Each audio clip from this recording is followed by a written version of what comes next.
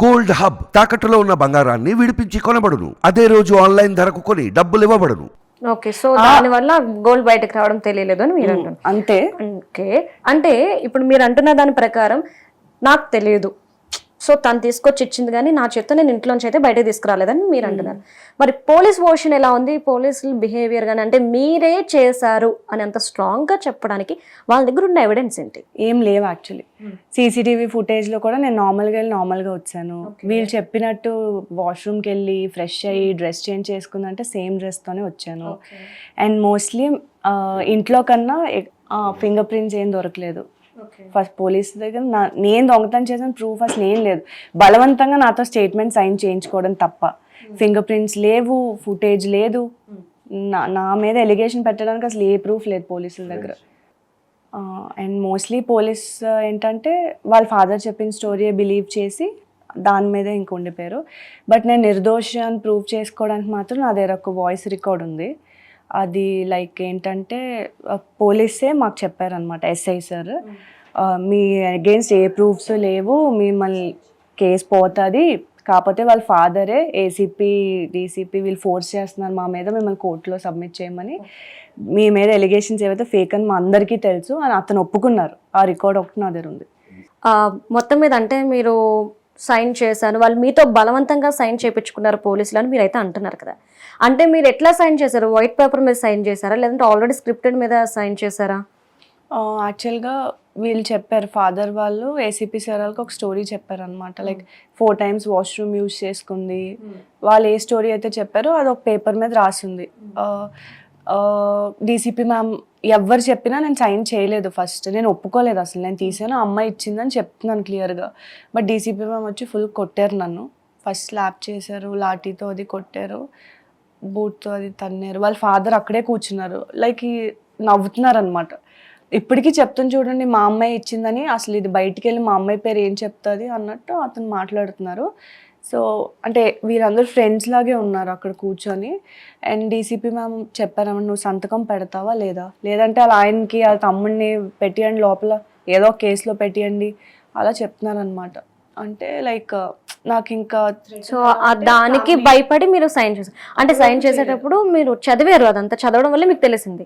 So అంతా చదివి మీ మీద ఇలాంటి ఆరోపణలు వస్తున్నాయని తెలిసి మీరు సైన్ చేశాను. అండ్ కోర్ట్ బయట కంప్లీట్ ఫైల్ ఒకటి ఉన్నదన్నమాట, అది సైన్ చేయమంటే మా అడ్వకేట్ అది చేయొద్దని చెప్పారు. నేను చూశాను, అన్ని ఫాల్స్ ఎలిగేషన్స్ అవి ఉన్నాయి దాంట్లో, నేను సైన్ చేయలేదు. అక్కడ చేయకపోవడం వల్ల నాకు బెయిల్ వచ్చింది. అంటే లోపల మీరు పోలీసుల దగ్గర స్టేట్మెంట్ మీద సైన్ చేసినప్పుడు మీకు తెలుసా మీ లైఫ్ ఇలా స్పాయిల్ అవుతుందని? లేదు. ఇన్ని ప్రాబ్లమ్స్ ఫేస్ చేయాల్సి వస్తుందని మీరు ఎక్స్పెక్ట్ చేశారా? లేదు, అది ఒకటి చేస్తే వదిలేస్తామని చెప్పారు. సో ఆ సైన్ పెట్టేస్తే కేసు అయిపోతుంది, వదిలేస్తారు, ఇంకా నా లైఫ్ నేను లీడ్ చేయొచ్చు అనుకున్నారు. కేసు అయిపోయింది, ఇంకా ఏముండదు కదా అనుకున్నారు. బట్ కట్ చేస్తే మీరు ఇవన్నీ వస్తున్నాయి, మీకు థ్రెటింగ్స్ కానీ బ్లాక్మెయిల్ కానీ ఇవన్నీ. అది 3rd డేకే అయిపోయింది. అలా ఫ్రైడే నన్ను తీసుకెళ్లారు కదా కస్టడీలోకి. ఫ్రైడే టు ఫ్రైడే ఉంచి ఫ్రైడే లేట్ చేసి కోర్టులో సబ్మిట్ చేసి నన్ను రిమాండ్లోకి పంపించేసి జైల్లో పెట్టించేదో అనుకున్నారు. బట్ ఆ ఫ్రైడే సమ్హౌ గాడ్స్ గ్రేస్ నాకు బెయిల్ వచ్చింది. సో అంటే మీ దగ్గర ఓన్లీ 1 వాయిస్ రికార్డ్ మాత్రమే ఉంది. ఒకవేళ కేసు ఫైల్ అయ్యి కోర్టుకి వెళ్ళింది కూడా, ఇప్పుడు అంటే మీరు బయట ఉన్నారు, ఖచ్చితంగా ఇది అయితే కోర్టులో అయితే మనకి వాదనలు అయితే నడుస్తుంది. కేసు ఫైల్ అయింది, సో కోర్టులో అయితే వాదనలు నడుస్తాయి కదా మీరు బయట ఉన్నప్పటికీ కూడా.